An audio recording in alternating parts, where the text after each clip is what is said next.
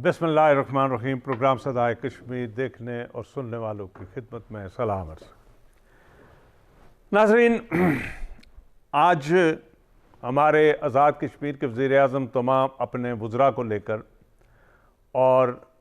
अपने जो कारकुन थे और मुस्लिम लीग नून के जो वर्कर थे उन्हें लेकर एक बहुत बड़े जुलूस के साथ वो लाहौर गए हैं। इस कोरोना में उन्होंने एक तरफ तो आज़ाद कश्मीर में पूरा लॉकडाउन किया हुआ है, लोगों के बाज़ार, कारोबार और जो भी ज़िंदगी का जो लाइवलीहुड, जो कमाने के जो सोर्सेज थे, उन पर सब पर पहरेदारी बैठा दी है, पुलिस बैठी हुई है और इंतज़ामिया को भी वो एम्बैरस कर रहे हैं अपने इन इक़दामात से कि एक तरफ वो लॉकडाउन तोड़कर तो वहाँ हज़ारों ने लाखों आदमियों के जुलूस में और वहाँ जलसों में जाकर शामिल हो रहे हैं। तो हम ये पूछने का हक रखते हैं और हमारे अवाम भी वज़ीर-ए-आज़म आज़ाद कश्मीर से यह पूछने का हक रखते हैं कि क्या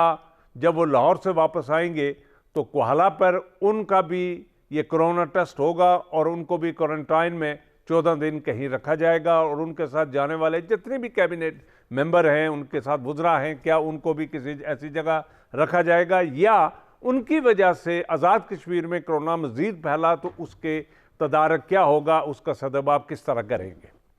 इस वक्त जो हमारे जो वज़ीर टूरिज़म हैं जनाब महनाज साहब, वो इस वक्त लाहौर में हैं और वो किसी प्रेस कॉन्फ्रेंस में ख़ताब भी कर रहे हैं, आप नाज़रीन उनको भी देखेंगे। लेकिन इससे इन तमाम चीज़ों से हटकर मैं आपकी तवज्जो वज़ीर-ए-आज़म आज़ाद कश्मीर की जानब मबज़ूल कराने की कोशिश करूँगा कि इस वक्त आज़ाद कश्मीर में और गुज़श्ता 3 सालों में तकरीबन 70 करोड़ रुपए की नई गाड़ियां खरीदी गई, जिसमें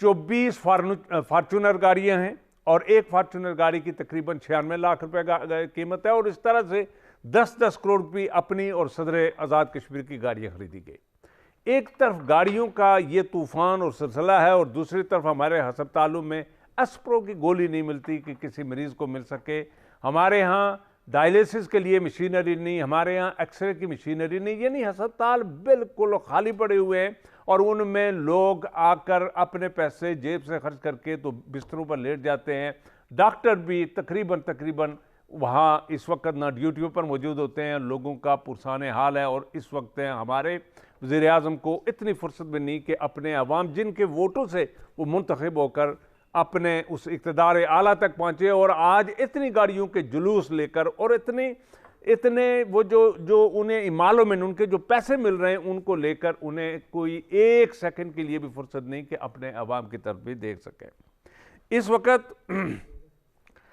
सदर आज़ाद कश्मीर और वज़ीर-ए-आज़म के लिए कम व बेश 10 करोड़ रुपए की 2 गाड़ियाँ अलग खरीदी गई और दीगर डिपार्टमेंट जो हैं 15-15 करोड़ रुपए की उनके लिए गाड़ियां खरीदी गई और इस तरह से तकरीबन 1 अरब मालियत की गाड़ियां खरीदी गई। नाज़रीन, आज हमारे इस प्रोग्राम में हमारे साथ इरफान तसद्दुक़ साहब, ये कर्नल तसद्दुक़ मरहूम, कर्नल तसद्दुक़ वो मारूफ शख्सियत है, फ़ौज में उनकी खिदमत तो थी, उन्होंने जब बाहर वहाँ से फ़ौज से फारग होकर अवामी खिदमत के लिए आए तो उन्होंने तहरीक के इस्तिक़लाल में शमूलियत इख्तियार की और बड़े सीनियर ओहदे पर वहाँ वो एयर मार्शल असगर खान साहब के साथ अवाम की खिदमत के लिए हमेशा पेश रहे। तो ये उनके साहबजादे हैं जो अमेरिका में थे और अमेरिका में PTI यानी पाकिस्तान तहरीक इंसाफ के पहले सदर थे और अब उसके रहनुमा हैं और ये पाकिस्तान आए हैं। तो यहाँ हमने उनको दावत दी कि हमारे स्टूडियो में तशरीफ़ लाएँ और इसी के हमारे साथ आज राजा कफ़ील अहमद खान साहब भी तशरीफ़ रखते हैं। तो नाज़रीन, आज लाहौर में जो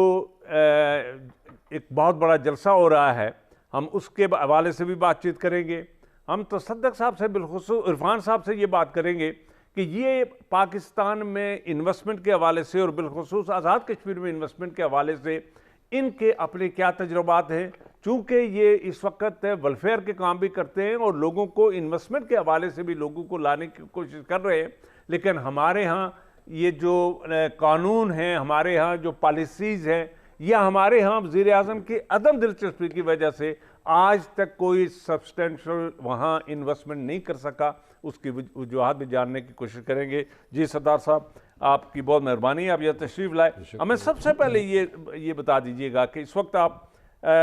امریکہ میں جو ہیں اور آپ اپنا وہاں بزنس کر رہے ہیں، اب کس طرح دیکھتے ہیں آزاد کشمیر کی صورتحال؟ ہم کشمیر کی آزادی کی تو بڑی باتیں کرتے ہیں کہ جی ہمارے مودی ہمارے ساتھ یہ ظلم کر گیا اور فلاں یہ کر گیا، اور ایک طرف میں نے آپ کو یہ بتایا کہ ہمارے ہاں اس چھوٹی سی یعنی راولپنڈی ڈویژن کا جتنی آبادی ہے 40 لاکھ کے لگ بھگ، اتنی 40 لاکھ کی آبادی ہمارے آزاد کشمیر میں ہے، اور وہاں جو پچھلے 3 سالوں میں جو گاڑیاں خریدی گئی وہ 1 ارب روپے مالیت کی ہیں، اور وہاں کے ڈیسیژن اور وہاں کی انویسٹمنٹ پالیسیز یا دوسری پالیسیز کے حوالے سے آپ بخوبی جانتے ہوں گے۔ مجھے بتائیں کہ آپ کا کیا تجربہ ہے، کس طرح دیکھ رہے ہیں کہ آزاد کشمیر میں اب ہمارے کوئی آ کر انویسٹمنٹ کرے تو کس طرح کرے گا؟ آپ کی کیا فیلنگز ہے؟ شاہ صاحب تھینک یو، آپ نے مجھے اس پروگرام میں موقع دیا۔ آزاد کشمیر میں جو صورتحال ہے انویسٹمنٹ کے حوالے سے، پچھلے 73 سال سے آٹے مل کے علاوہ تو میں نے کچھ بھی نہیں دیکھا، اور وہ بھی آٹا مل اس لیے کیونکہ سبسڈائزڈ ہے۔ وہاں پہ نہ انفراسٹرکچر ہے، نہ اسٹیٹ لاز ہیں، نہ پروٹیکشن لاز ہیں، نہ بینیفٹ ایسے بینکنگ ہے جو کسی بھی جگہ آپ جائیں گے تو وہاں پہ آپ کو یہ انسینٹیوز دینا پڑیں گے in order to attract the business. میرے ایک دور میں میرپور میں دیے گئے تھے، بہت انڈسٹری اس جگہ یعنی گئی تھی، مختصر مدت میں اربوں روپے کی انویسٹمنٹ ہوئی وہاں ہمارے سامنے، اور یہ حیات خان کا دور تھا، حیات خان صاحب کا دور تھا۔ اس میں کیا تو کیا ہمارے لوگ قابل نہیں ہیں؟ میرا ایکسپیرینس ہے کیونکہ میں اوورسیز میں کشمیریوں کے ساتھ ہی میرا تعلق ہے، میری فیملی ہے، اور وہ لوگ یہاں سے جا کے جو اتنا ایکسل کرتے ہیں، whether it is Middle East یا نارتھ امریکہ، جہاں پہ بھی جاتے ہیں، یورپ میں، تو بہت اچھے اچھے بزنس چلاتے ہیں۔ تو لوگوں کے پاس، ہمارے پاس سب سے بڑا جو ہے ہمارا ایسٹ جو ہے وہ ہیومن ایسٹ ہے، اور وہ ہمارے لوگ محنتی ہیں، وہاں پہ جا کے ایکسل کرتے ہیں، but they have a system, جو سسٹم میں وہ ان کو پرووائڈ کیا جاتا ہے اور اس میں وہ ایکسل کرتے ہیں۔ یہاں پہ کیونکہ لوگوں کا فوکس ہی نہیں ہے، نہ پرائم منسٹر صاحب انٹرسٹڈ ہیں،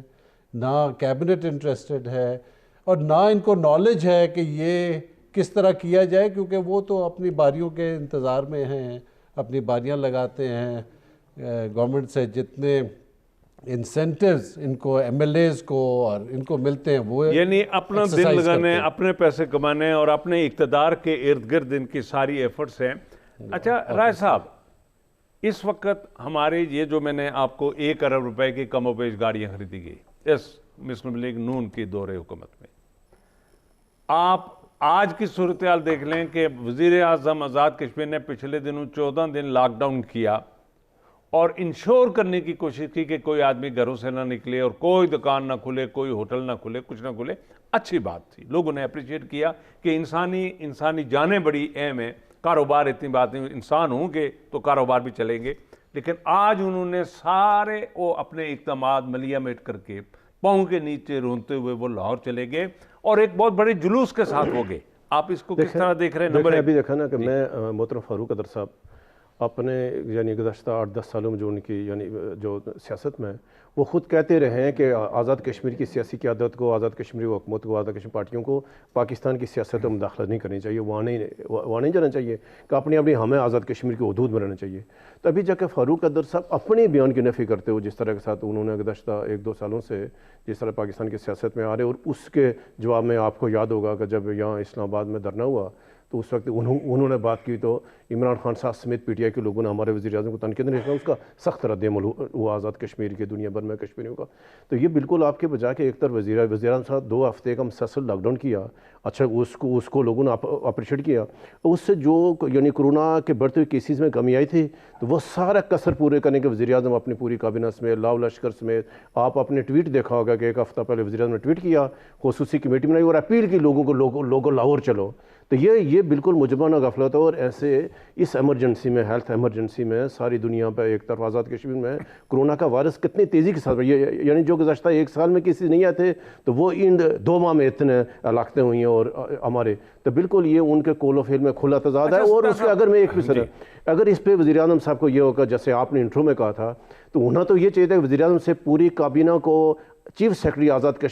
کشمیر داخل نہ ہوں، 15 دن کے لیے ان کو یہاں اسلام آباد پنڈی میں لاک ڈاؤن کے وہاں مہمان ہو جائیں وہاں لاہور والوں کے، تو جب تک اپنا کورونا ٹیسٹ کرائیں، اگر وہ کلیئر نہیں ہے تو ان کا آزاد کشمیر داخل نہ ہونے دیا جائے، کہ اگر ان کی وجہ سے اگر کہیں لوگ وہاں کیسوں میں بڑھے تو ذمہ دار حکومت اور وزیر اعظم صاحب خود ہوں گے۔ سردار صاحب، میں یہ آپ سے چاہوں گا اگین انویسٹمنٹ کے حوالے سے، دیکھیے آزاد کشمیر میں اس وقت نمبر 1 کہ ہمارے لوگ سب سے زیادہ ان کی کھپت تھی مڈل ایسٹ اب سیچوریٹ ہو گیا، ختم ہو رہا ہے۔ نمبر 2 ہمارے پاس یورپ جانے والے لوگ تھے، یورپ کی اپنی حالت اب ٹھیک نہیں ہے۔ نمبر 3 اس وقت آزاد کشمیر میں ہمارے پاس دنیا کی کوئی ایسی انڈسٹری نہیں کہ آپ کا جو اس وقت ایم فل بچہ جو ہے، پی ایچ ڈی بچہ جو ہے، سوائے گورنمنٹ امپلائمنٹ کے چپراسی یا اسکول ٹیچر یا اس قسم کی ان نوکریوں سے ہٹ کر کوئی اور ایسی جگہ نہیں جہاں وہ جا کر اپنی نوکری یا اپنے لیے کوئی کھانے کا کوئی بندوبست کر سکے۔ کوئی ایسی مرکز، کوئی ٹریڈنگ سینٹر نہیں ہے، کوئی مارکیٹ، کوئی سسٹم کے ساتھ مارکیٹ ڈیولپ نہیں ہوئی، کوئی ٹورزم ڈیولپمنٹ نہیں ہوئی، کوئی ہائیڈرو ڈیولپمنٹ نہیں ہوئی، کوئی سائٹس ڈیولپمنٹ نہیں ہوئی کہ جو پاکستان سے ٹورسٹ کو اٹریکٹ کر کے وہاں لے جایا جا سکے۔ ہمارے پاس تولی بیر ون آف دی بیسٹ، لسٹرن ہمارے پاس بیسٹ، سودن گلی ہمارے پاس بیسٹ، چکار ہمارے پاس بیسٹ، اور نیلم ویلی ہمارے پاس بیسٹ ایریاز ہیں جہاں ٹوٹل فارن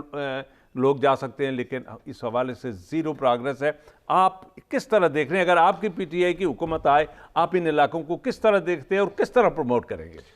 شاہ صاحب، سب سے پہلے جو کمیونیکیشن جو ہے، جو روڈ نیٹ ورک ہے، آپ نے کہا جی 1 ارب کی کم و بیش انہوں نے گاڑیاں خریدی حکومت نے، ان کو تو میرا خیال ہے وہ سمجھ نہیں آتی کہ روڈوں کی حالتیں کیا ہیں، کیونکہ وہ گورنمنٹ کی گاڑیوں میں سفر کرتے ہیں۔ ناظرین، یہ میرے پاس لسٹ ہے کہ جن جن ڈپارٹمنٹ کو انہوں نے گاڑیاں دی یا لی ہوئی ہیں، یہ لسٹ ہے میرے پاس جی۔ اور جہاں پہ روڈ سٹرکچر ایسا ہو، وہاں پہ آپ ٹورزم کو کس طریقے سے پروموٹ کریں گے؟ ہمارے پاس سائٹس ہیں، لیکن وہاں پہ نہ تو آپ کے پاس رہنے کے لیے اچھی فیسلٹیز ہیں، نہ آپ کے پاس یوٹیلیٹیز ہیں، الیکٹریسٹی، گیس اور یہ چیزیں بھی نہیں ہیں۔ تو مری فار انسٹنس جی اتنا ٹریفک والا ہے، لیکن مری میں ان کے پاس انفراسٹرکچر ہے۔ ہم نے کبھی اس چیز کے اوپر فوکس ہی نہیں تھا کہ ہم اپنے ٹورزم کو پروموٹ کریں، لوگوں کو ایجوکیٹ کریں۔ سب سے بڑی انڈسٹری آزاد کشمیر میں اگر ہوئے گی تو وہ ٹورزم انڈسٹری ہوئے گی۔ ہمارے جو بچے ہیں اچھے پڑھے ہوئے ہیں، ان کے کھپت کہاں پہ ہوئے گی؟ گورنمنٹ کے ملازمین لمیٹڈ ہی ہیں جو ہو سکتے ہیں، اور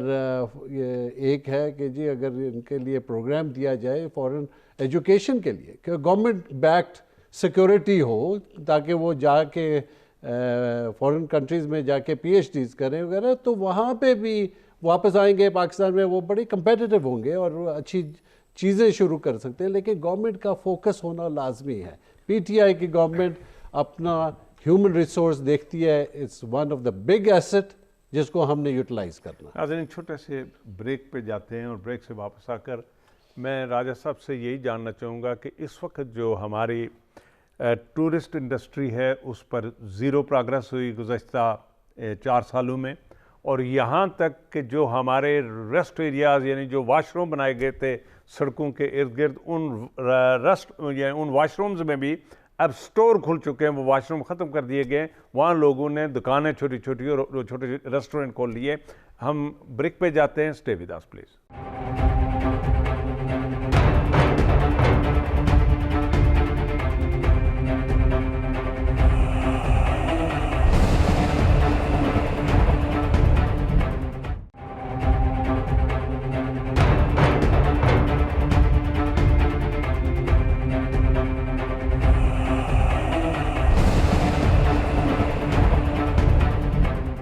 جی ناظرین، ویلکم بیک۔ جی رائے صاحب، ہمارے ہاں وہ جو آپ نے دیکھا ہوگا کہ ہم یہاں سے جاتے آزاد کشمیر کی طرف جاتے تھے تو واش روم بنے ہوئے تھے، تو میں ابھی چند دن پہلے واشروم وہ اپنا گیا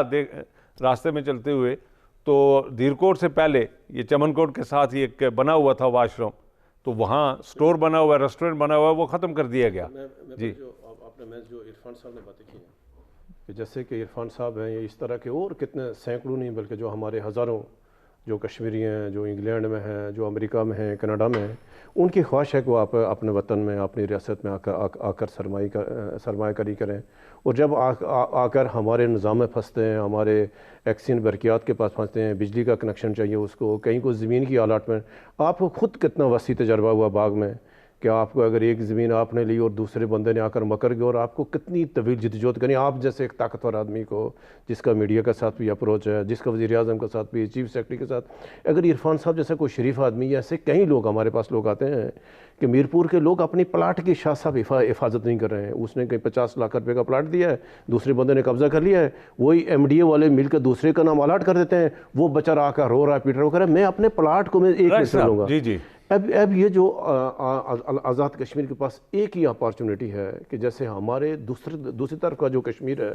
جس کو ہم کہ بھارت کے جو زیر انتظام کشمیر ہے، آپ دیکھیں وہ 3 انٹرنیشنل ایئرپورٹ ہیں. جموں کا انٹرنیشنل ایئرپورٹ ہے، سری نگر کا انٹرنیشنل ایئرپورٹ ہے، ایون کہ لداخ کا انٹرنیشنل ایئرپورٹ ہے. ہمارے پاس جو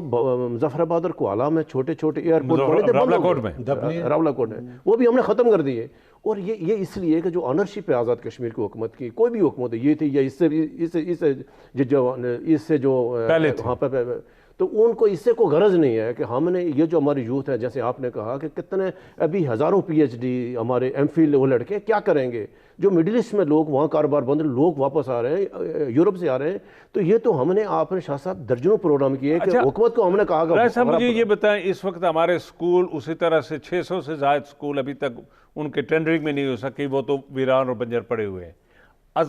میرپور میں جو انڈسٹریل سٹیٹ بنائی گئی تھی، ایک آئیڈیل انڈسٹریل سٹیٹ تھی اور بڑے سکسس سٹوری بلڈ اپ ہو رہی تھی. بہت سارے کراچی سے لوگوں نے اپنی انڈسٹریز اٹھائی اور میرپور میں آ کر وہاں انسٹال کی. آج اس انڈسٹری کی حالت یہ ہے کہ وہاں روڈوں کی حالت دیکھ لیں تو پتہ چلتا ہے کہ کسی نالے کی، وہ جو نالا ہوتا ہے نا جو ہمارے ہاں نالا مال جو ہے، وہاں اس طرح سے وہ روڈیں لگتی ہیں اور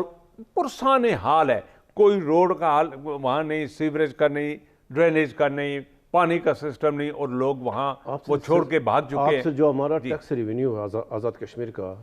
تو اس میں سے ہم 70% صرف ہمارا میرپور سے ہے، یعنی جو ہماری انڈسٹری ہے وہاں یعنی جو خود میرپور سے ہے. لیکن بالکل آپ نے بجا فرمایا، وہاں جو سڑکوں کئی دفعہ ہم نے اپنے اس یعنی اپنے پروگرام میں لیا میرپور کے لوگوں، صنعت کاروں کو. تو لیکن یہ ہے کہ حکومت ذمہ داری قبول نہیں کر رہی ہے. اب دیکھو ہمارا ابھی اگر میرپور کو ہم ریلوے لنک نہیں دے سکے انڈسٹریل یونٹ کو، ہم ان کو گیس فراہم نہیں کر سکتے، ہم ان کو بجلی کی 8-8 9-9 10-10 گھنٹے کی لوڈ شیڈنگ، ہم ان کو بجلی نہیں فراہم کر سکے. ہمیں کیا شاہ صاحب 3-4 سڑکیں چاہیے آزاد کشمیر کو. صرف ایک سڑک ہمیں چاہیے آزاد پتن سے لے کر یہاں سے کوٹا سے لے کر تو راولاکوٹ تک، ایک ہمیں مری سے لے کر مظفر آباد تک، ایک ہمیں میرپور سے منگلا سے میرپور، اور ایک آپ کو کوٹا سے آپ کو کوٹلی. 4-5 سڑکیں. اگر یہ ہم 3-4 ارب روپے کی یہاں ایکسپریس وے بنا دیں تو آپ تصور نہیں کر سکتے کہ یہاں کتنا ٹورزم یعنی پروموٹ ہو سکتا ہے، سرمایہ کاری آئے گی. لیکن اس پہ کتنے پیسے لگیں؟ آپ صرف اس موجودہ حکومت کے جو ان کا ترقیاتی بجٹ ہے تقریباً 80 ارب روپے ہم نے ہماری موجودہ حکومت نے جو ترقیاتی بجٹ رکھا ہے، اب وہ 80 ارب کہاں لگایا؟ کسی کو چھوٹی چھوٹی سڑکیں گئے، کرپشن ہوئی ہے، MLA جا کر کھا گئے. تو یہ ہوتا ہے کہ حکومت، اگر ہم یہ کہیں گے عمران خان صاحب کو، ابھی عرفان صاحب کی حکومت اللہ کرے آزاد کشمیر میں ان کی پارٹی حکومت آنے والی، ہم عمران خان صاحب کہتے ہیں کہ ہمیں یہ 4-5 سڑکیں بنا کے دے دے پاکستان، کہیں اس FW والوں کو دے دیں کہ ہمیں 5-6 ارب روپے کی سڑکیں. ابھی دیکھیں جو تولی پیر سڑک کا وہ ٹینڈر ہوا کہ حکومت نے کہا کہ یہ جو کھائی گالا سے لے کر یہ جو ہماری تولی پیر میں یعنی تولی پیر لسٹرن کہا کہ 24 فٹ کی روڈ ہو گئی، 24 فٹ کا ٹینڈر ہوا، کم کر کے 18 فٹ کر کے گیا. ابھی جو لوگوں نے پروٹیسٹ کیا جس کے اوپر وہاں کے انتظامی لاٹھی چارج کیا، لوگ بے شمار لوگ زخمی ہوئے، 12 فٹ کرے. لوگ کہہ رہے ہیں کہ ہم اس 12 فٹ سڑک کو کیا کریں گے؟ کہ آپ نے یہ جو وزیر نواز شریف صاحب نے اعلان کیا تھا یہ آزاد کشمیر کا ایکسپریس وے بنے گا، یہ وہ تو سارے ڈرامہ نکلے سارے. تو حکومت کا بالکل اس لیے کہ حکومت کی اس پہ کوئی دلچسپی نہیں ہے. تو ہم یہ کہیں حکومت پاکستان نوٹس لے، ہمیں چھوٹی سے ہمارا کوئی ہے، ہمیں کوئی 40-50 ہزار روپے کا سردار صاحب آپ کا چونکہ PTI سے تعلق بھی ہے، کیا آپ کسی محفل میں یا آپس میں یا کسی جگہ بھی ڈسکس کرتے ہوں گے یا کریں گے کہ کہیں آپ جو آزاد کشمیر کی صورتحال ہے، آپ عمران خان صاحب یا اپنی ہائرارکی کو ہاتھ بند کے کہیں گے یار ہمیں آزادی تو ایک طرف رکھ لو، ہم جو آزاد یہ جو ہمارے اس وقت 10 ضلع بنائے ہوئے ہیں، انفیکٹ تو یہ 3-4 ضلع ہیں، لیکن چلو 10 ضلع اپنے لوگوں کو ایڈجسٹ کرنے کے لیے ضلعوں پہ ضلع بنا دیے گئے، چلو ٹھیک ہے، ان ضلعوں کا جو برا حال ہے، وہاں سکولوں کا جو حال ہے، وہاں کی جو ایڈمنسٹریشن ہے، وہاں کی جو روڈز ہیں، وہاں کا جو صاف پانی پینے کے لیے حوالے سے لوگوں کو جو عذاب اور مصیبتیں ہیں، وہاں جو سکولنگ کا جو سسٹم ہے، تمام سکول ویران بنجر پڑے ہوئے ہیں، اور پرائیویٹ سکول اس وقت ہے ٹاپو ٹاپ، یعنی اس وقت بورڈ میں اگر کوئی پہلی 5 پوزیشنیں کوئی لیتا ہے تو وہ پرائیویٹ سکول والے لیتے ہیں۔ درست۔ کیا آپ ان سے یہ کہہ سکتے ہیں کہ خدارا ہمارے ہاں ان ہمارے لیڈرشپ کو کہیں کسی جگہ پہ کوئی ان کو پیکج دے کے چھوڑ دو، ایک کمشنر بھیج دو، عقل مند کمشنر، اور وہ ان 10 ضلعوں کو سنبھالے، اور ہمیں 5 سال بریدنگ سپیس دو تاکہ ہم اس علاقے میں انویسٹمنٹ بھی کرائیں اور اس علاقے کی ڈیولپمنٹ بھی کرائیں۔ جی، عمران خان صاحب کا جو ویژن ہے اس پہ بیرسٹر سلطان محمود کی صدارت میں ہم سمجھتے ہیں کہ ان کا ایک جو ٹینیور گزرا ہے اس میں انہوں نے بہت ہی اچھی پروگرس کی، کرپشن فری پروگرس ہوئی، اور آگے بھی چل کے تو ایجوکیشن ریفارمز، لینڈ ریفارمز، یہ ساری چیزیں اسینشل ہیں اگر آپ نے کوئی ترقی کی طرف جانا ہے، کیونکہ ان لوگوں کا پریزنٹ گورنمنٹ اور پریویس گورنمنٹس کا ان کا فوکس ہی نہیں تھا، اس طرف جانے کا ان کا ارادہ ہی نہیں تھا۔ ہمارے جتنے سکولز ہیں، میں آپ کو اپنے ریاڑے کے اسکول کا بتا سکتا ہوں کہ بلڈنگ کی وہ حالت ہے جو میرا خیال ہے لاسٹ 1980 میں وہ جو بنی، اس کے بعد ایڈیشن بھی ہوئی، ٹیچرز بھی رکھے گئے، لیکن وہاں پہ بچوں کی تعداد اتنی کم ہے کہ وہ ورتھ وائل ہی نہیں۔ اچھا سردار صاحب، مجھے یہ بتائیں، آپ امریکہ میں ایک پرائیویٹ سکول چلا رہے ہیں اور امریکن کے ساتھ کمپٹیشن کر کے آپ اپنے سکول کو چلا رہے ہیں اور اس کو ایک کامیابی دیے ہوئے ہیں، آپ کا وہ بزنس وینچر بھی ہے، آپ وہاں سے پیسے بھی 4 کما رہے ہیں اور وہاں کمپٹیشن میں اپنے اس کو آگے لے کے جا رہے ہیں۔ کیا آپ کو اگر یہ چوائس دیا جائے کہ جائیں راولہ کوٹ میں ایک سکول کھولیں یا آپ زیر تعلیم بن جائیں اور آپ زیر تعلیم بن جائیں، تو آپ کیا کریں گے؟ آزاد کشمیر میں کیا صورتحال ہوگی؟ آپ کس طرح سے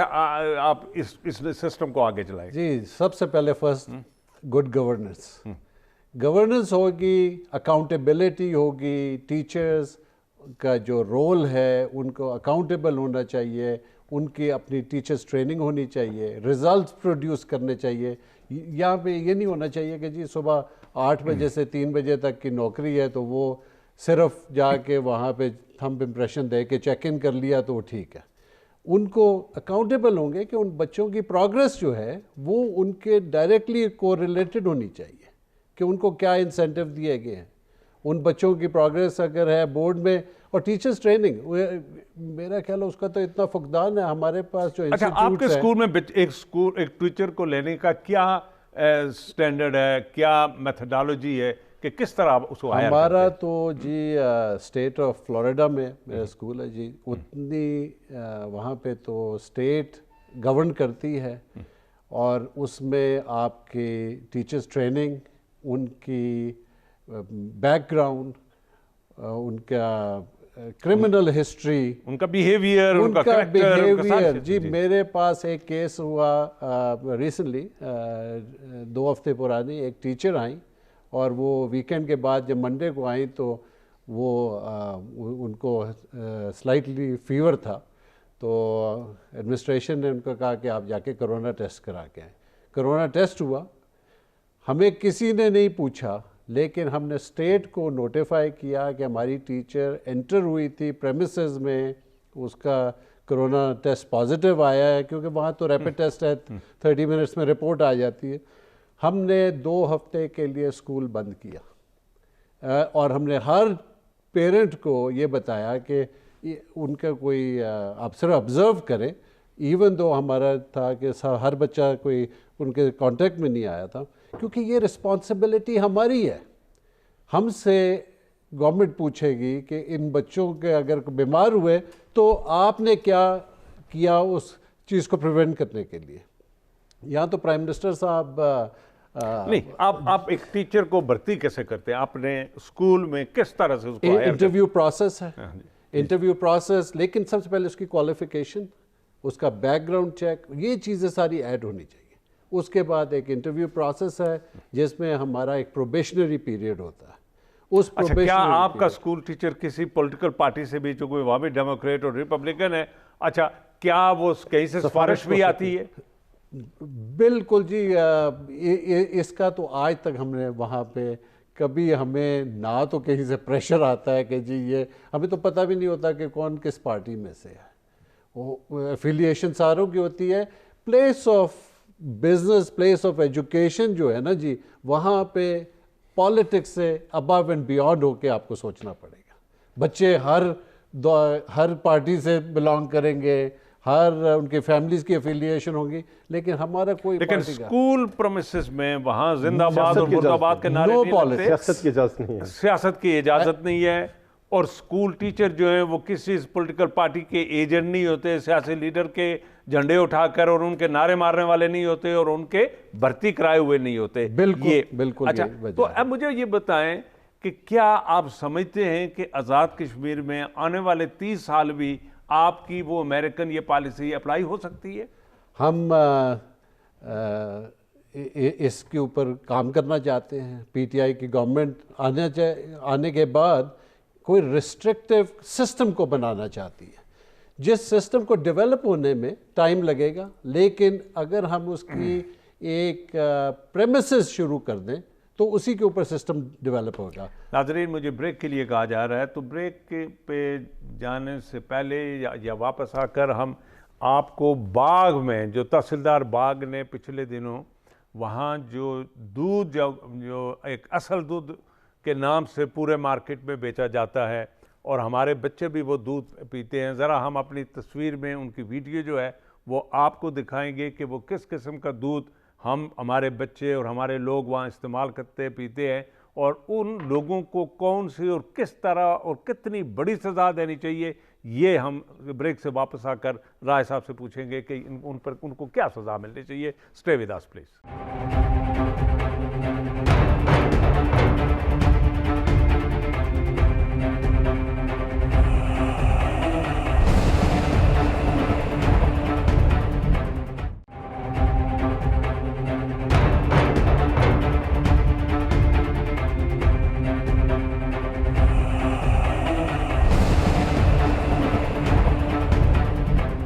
जी, वेलकम बैक नाजरीन। मैं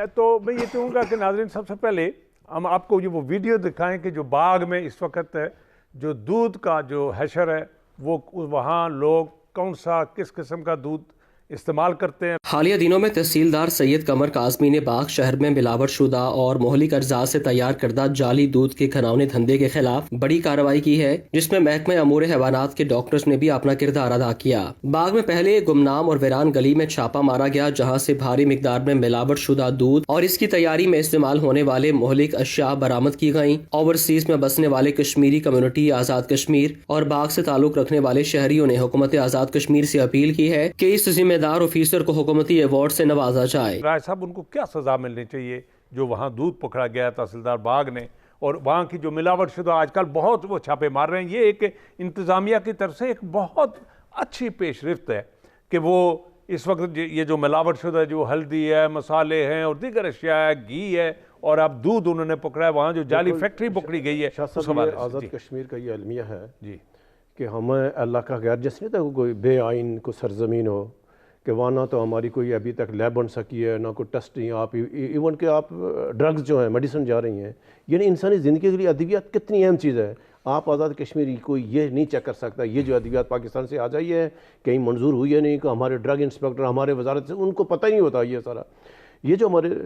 बाग में या पूरे आज़ाद कश्मीर पाकिस्तान से जो दूध जाता है, घी जाता है, ये जो सबसे नाकस क्वालिटी की चीज़ें हैं ना, वो किसी भी वो आज़ाद कश्मीर उठाएगी, क्योंकि वहाँ चेक नहीं है। वहाँ की आज तक किसी ने ये जिम्मेदारी कबूल ही नहीं की है। फिर सबसे मुजरिम हम खुद हैं कि हमारा आज़ाद कश्मीर में आपको जो एरिया में कहीं कोई भैंस गाय रखी है लोगों ने, لوگ دودھ کہاں سے؟ دیکھو ایک دودھ بنیادی ضرورت ہے. المیہ یہ ہے کہ حکومت تعاون نہیں کر رہی ہے, حکومت کا اس شعبے کی طرف کوئی توجہ نہیں ہے, تو لوگوں نے ساری ایگریکلچر ختم کر دی, سارا لائیولی ہوڈ ختم ہو گیا, اور آپ کے پاس اس وقت جینے کے لیے سوائے پاکستان کے, ایون کہ ابھی اگر سبزی پنڈی سے نہ جائے شاہ صاحب صبح, آپ کی صبح سبزیاں سردار صاحب امریکہ میں اگر ملاوٹ شدہ کوئی چیز اس طرح دودھ یا کھانے کا کوئی وہاں پکڑی جائے تو وہاں کیا سزا ملتی ہے ایک انسان کو, اس دکاندار کو یا اس بندے کو؟ جی ایڈلٹریشن کسی چیز میں بھی اگر پروون ہو جائے تو اس کا تو بزنس سیل ہوئے گا, اور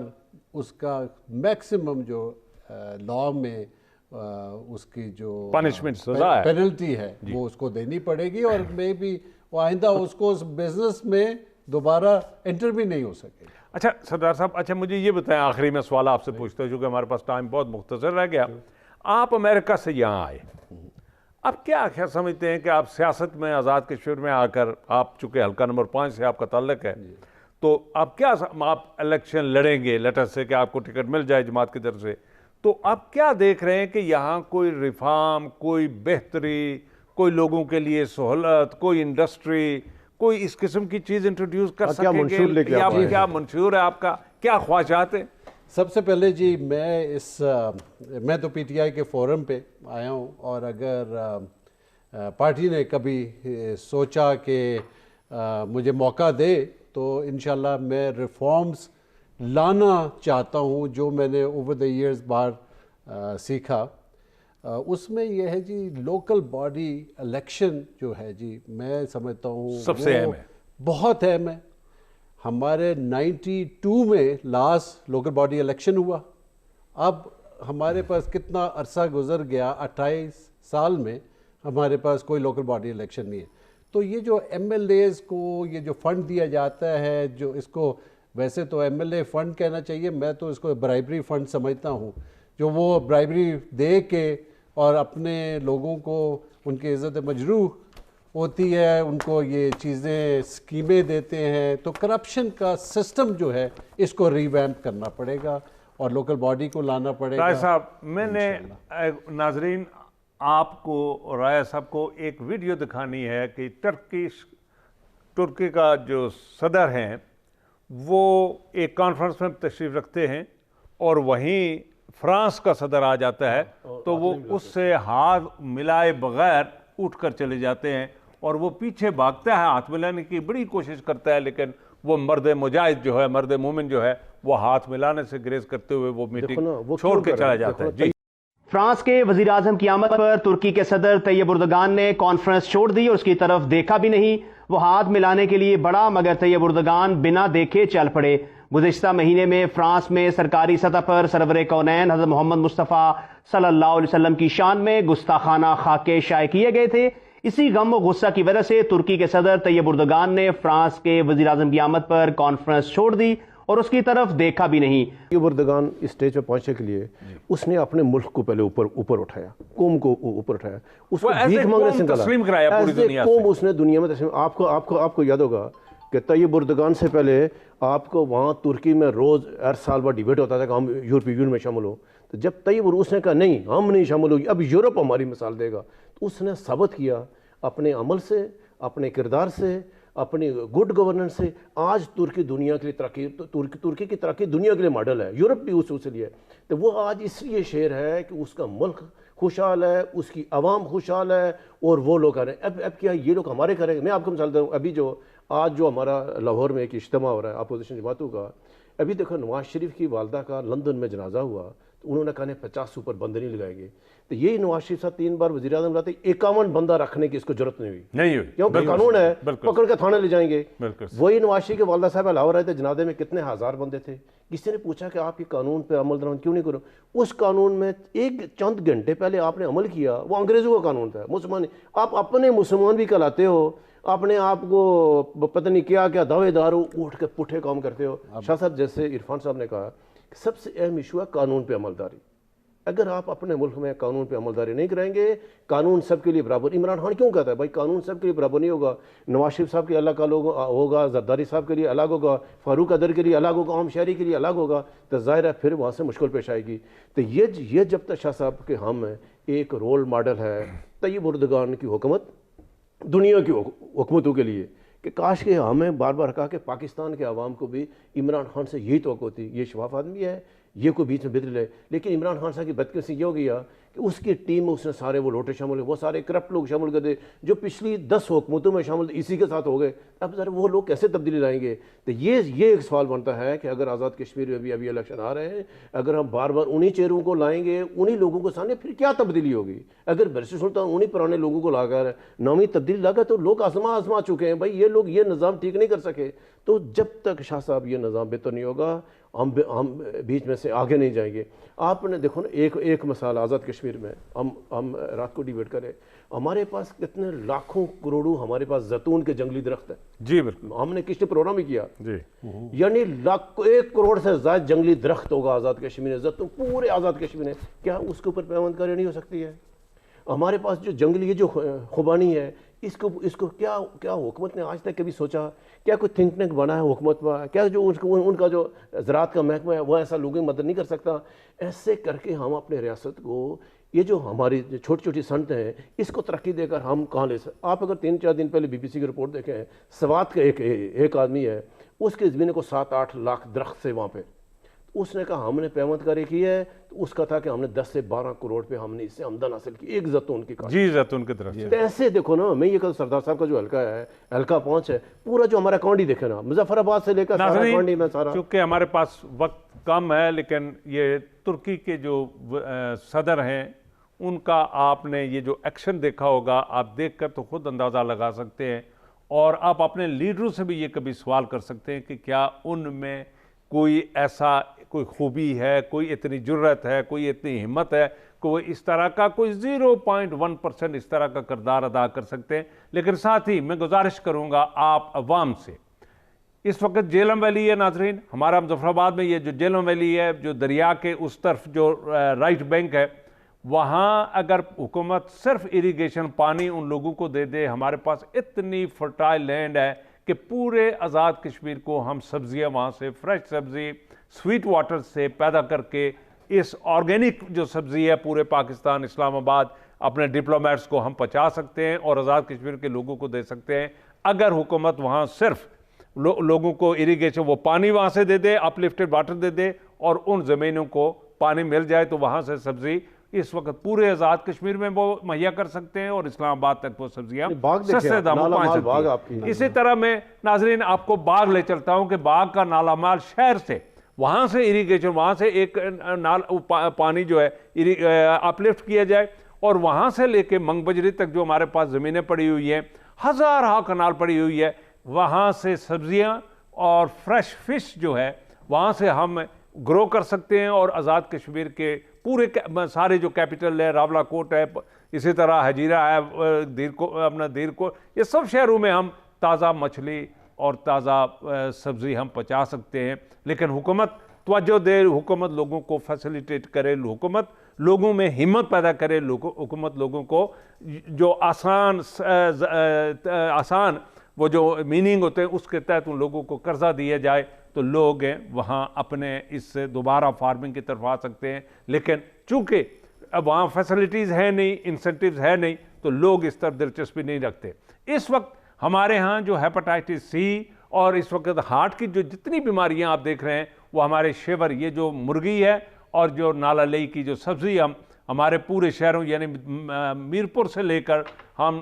تاؤبٹ تک جو سبزیاں جا رہی ہیں یہاں سے، ان سبزیوں کی وجہ سے ہمارے ہاں ہیپاٹائٹس سی، ہیپاٹائٹس بی پھیلتا جا رہا ہے، کیونکہ یہ گندے پانی سے یہ سبزیاں دھوئی جاتی ہیں، یا ان کی گروتھ ہے جو وہ اسی پانی سے یہ سبزیاں پیدا ہوتی ہیں. آپ کوشش کریں کہ آپ خود بھی زندہ رہنے کی کوشش کریں، اپنے بچوں کو بھی زندہ اور سلامت اور صحت مند رکھنے کی کوشش کریں، اور اس کے لیے یہی ہوگا کہ آپ کو خود گھروں سے نکلنا پڑے گا. اس وقت ناظرین ہمارا جو حلقہ نمبر 5 جسے کہتے ہیں، وہاں لوگوں نے اپنی مدد آپ کے تحت کم سے کم 5 کروڑ روپیہ لوگوں نے اکٹھا کیا، اور نالا کین پر ایک بڑا RCC برج بن رہا ہے، وہاں کم سے کم 6 کلومیٹر لمبی جو سڑک ہے وہ میٹل روڈ وہ تعمیر کر رہے ہیں. اسی طرح وہاں ڈنڈی اور اسی راولہ کوٹ روڈ سے وہ اس کو مرج کر رہے ہیں. تو یہ جو روڈیں بن رہی ہیں، یہ جو سکول جو